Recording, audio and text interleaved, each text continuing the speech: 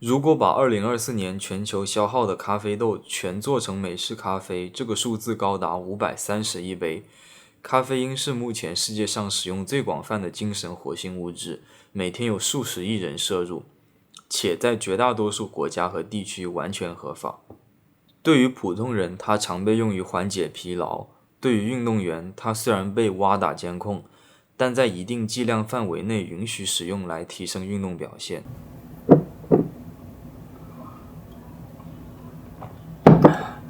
关于咖啡因存在许多常见的疑问，它是否会导致脱水？是否能加速脂肪燃烧？为什么我喝完后反而更困了？为了回答这些问题，我查阅了权威的运动营养学文献和相关书籍。今天我们将从3个方面：神经生物学、代谢动力学和运动生理学，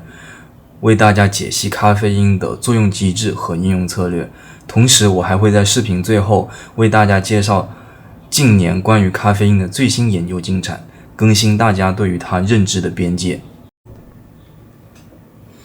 首先，我们来解析咖啡因如何产生提神的效果。这主要涉及大脑中一种叫做腺苷的物质。人体在进行代谢活动时会消耗能量货币 ATP。ATP 分解后会产生腺苷，随着清醒时间的延长，大脑中的腺苷浓度会逐渐升高。这种机制被称为糖原节约效应。在中低强度的耐力运动中，这种效应尤为重要，它能延缓肌糖原的耗尽时间，从而帮助运动员在比赛后程保持体能，推迟疲劳的发生。咖啡因的分子结构与腺苷相似，摄入后，咖啡因会进入大脑，竞争性的与受体结合。关键在于，咖啡因结合受体后，并不会产生抑制信号，而是阻断了腺苷与受体的结合。这样一来，真正的腺苷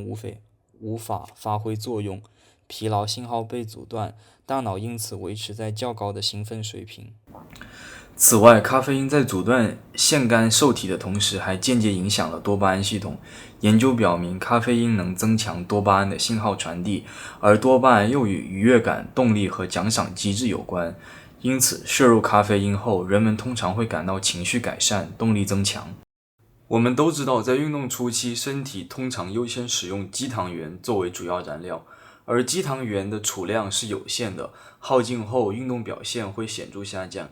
而咖啡因能够刺激交感神经系统，从而促进肾上腺素的分泌。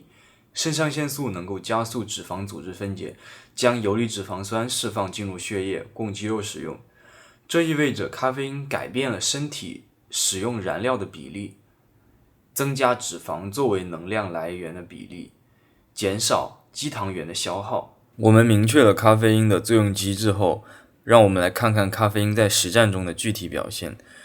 根据国际运动营养学会的权威评级，咖啡因属于我们很熟悉的 A 类补剂，这意味着它对运动表现的提升有确凿的证据支持，且覆盖面极广。首先是耐力项目，如长跑和骑行，这是咖啡因的主场。它不仅能通过糖原节约提供能量，更能显著降低运动员的主观疲劳感，让你在同样的强度下感觉更轻松，从而维持更久的巅峰状态。这种提升同样适用于力量和爆发力项目。咖啡因能深入肌肉纤维，促进肌浆网释放钙离子，而钙离子是肌肉收缩的扳机。钙离子的快速释放能够增强肌肉收缩的力量和速度，这对于短跑、举重等需要瞬时爆发力的项目也同样关键。而在团队运动的比赛后程，当身体疲劳导致反应迟钝时，咖啡因又能维持大脑的认知功能，帮助球员保持警觉，确保决策和反应依然敏锐。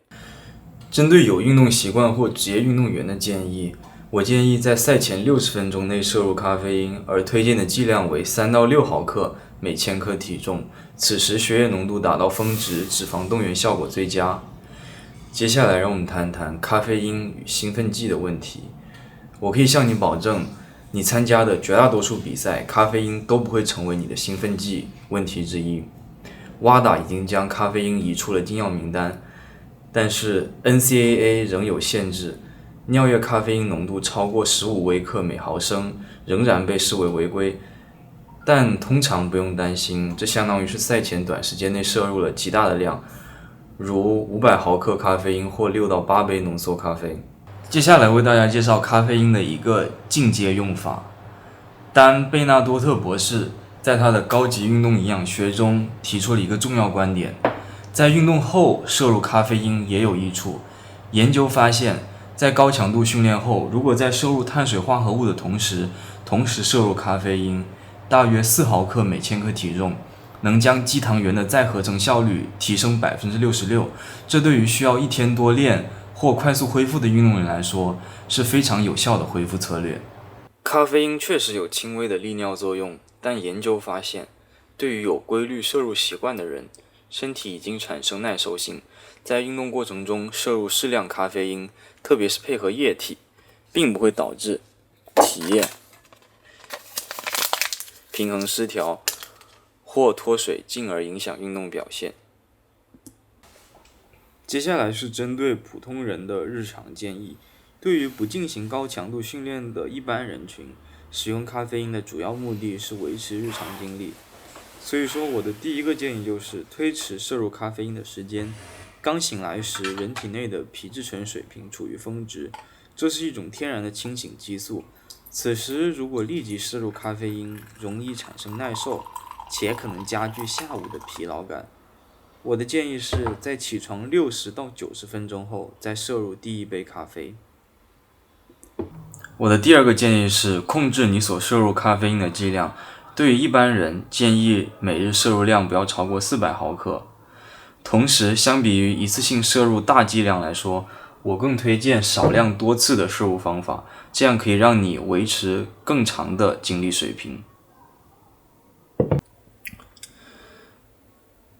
我好困啊，喝杯咖啡吧。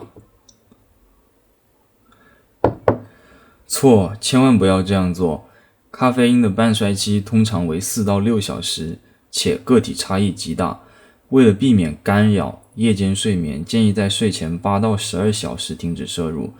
如果你摄入咖啡因的剂量特别巨大，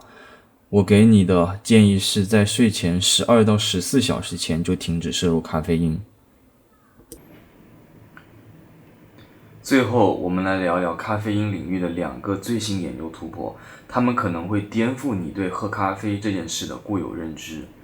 我们都知道咖啡因进入人体后会被代谢，但很多人不知道的是，其中约 84% 都会转化为一种叫做富黄嘌呤的物质。科学家们最近提出了一个新思路，既然咖啡因大部分都被代谢成了它，那为什么不直接摄入它呢？2024年的多项研究表明，直接补充纯富黄嘌呤不仅完美保留了咖啡因提神和提升运动表现的优点，同时它还能去其糟粕，它显著减少了咖啡因常见的毒性风险、焦虑感及心率过快等副作用。这就像是给咖啡因做了一次提纯和升级。未来，这种更沉静、更温和的成分极有可能成为运动营养界的新宠。聊完未来，我们再看看现在。以前我们谈论能不能喝咖啡，通常只看 CYP1A2 基因，它决定了你代谢咖啡因是快还是慢。但最新的研究发现，这还不够，我们忽略了另外一个关键角色 ADO2A2A 基因。这个 ADO2A2A 的基因的变异，不仅决定了你喝完咖啡会不会心慌手抖，更惊人的是，它还直接影响你的餐后血糖。研究发现，携带特地基因型 ADO2A2A-CC 型的人群，这类人约占总人口的1半。如果在吃甜食或喝含糖饮料的同时摄入咖啡因，他们的餐后血糖会比平时不喝咖啡时飙升得更高。这意味着对这部分人来说，咖啡加甜点这个看似完美的下午茶，其实是血糖控制的噩梦。所以你经常发现自己喝了咖啡配甜食后，反而出现异常的疲劳、犯困或是头晕，别怀疑，这很可能是血糖剧烈波动后的身体反应。这是你的身体在向你发出预警，你的身体并不适合这种高碳水加咖啡的搭配。最好的解决方法是将咖啡与正餐甜食分开摄入。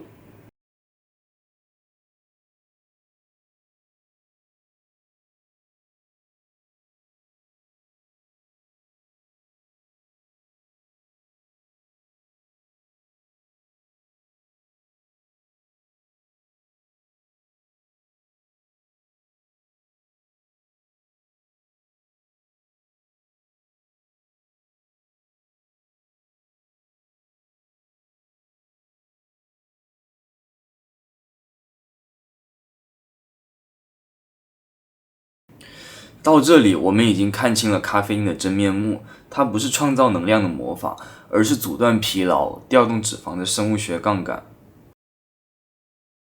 最后为大家总结了4个咖啡因的食用摄入建议：一、想变强，运动前60分钟喝3到6毫克每公斤体重是黄金剂量；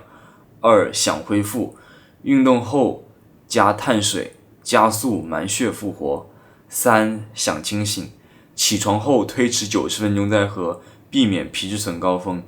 四、听身体，如果喝完手抖或餐后犯困，请及时调整你的咖啡因摄入策略。咖啡因是现代文明的燃料，是好用的工具，但请记住，工具只能辅助，不能代替基础。再好的补剂也比不上规律的训练、健康的饮食和高质量的睡眠。驾驭它，别依赖它。我是 Diggy， 下期见。